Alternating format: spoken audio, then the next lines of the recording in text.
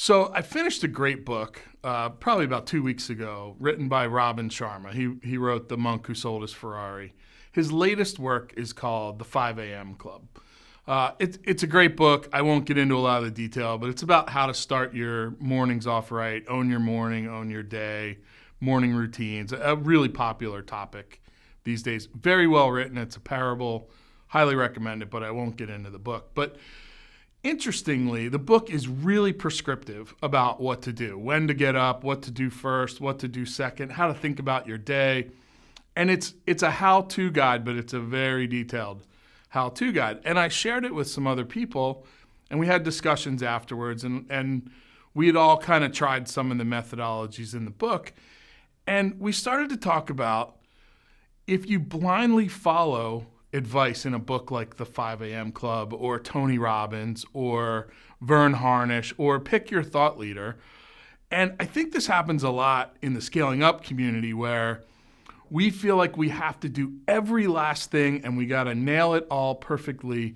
And if we don't get it right, are we really a Rockefeller Habits scaling up practitioner? Are we just pretending? And I can tell you, when I grew my call center company, Appletree Answers, we were excellent at scaling up and Rockefeller Habits, but we were only doing about 50 to 60% of what the book really prescribes. And same thing with 5 a.m. Club. I've been able to pull off about 50% of what the book prescribes, and it's made a massive difference for me. But I think this idea that, and we see it all the time, that when we first start to teach these methodologies, our prospects and our clients think, I got to do this 100%. I got to be all in or I'm out. And if I get any part of this wrong, it's not going to work for me.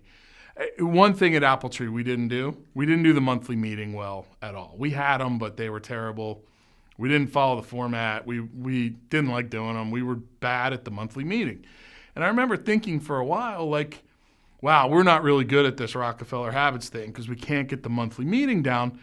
Meanwhile, the company is growing off the charts, and we're super aligned, and communication was better, and it was better by every measure. But actually, I focused on the outlier, which is we can't get the monthly meeting right, and thought we were screwing it up. So I think a great way for us to start client engagements, and certainly it's a great reminder as we go into this fourth quarter planning season, this is a toolkit. It's like a palette of paints for an artist. You don't need to use every paint. You don't need to use every tool. You don't need to get it all right.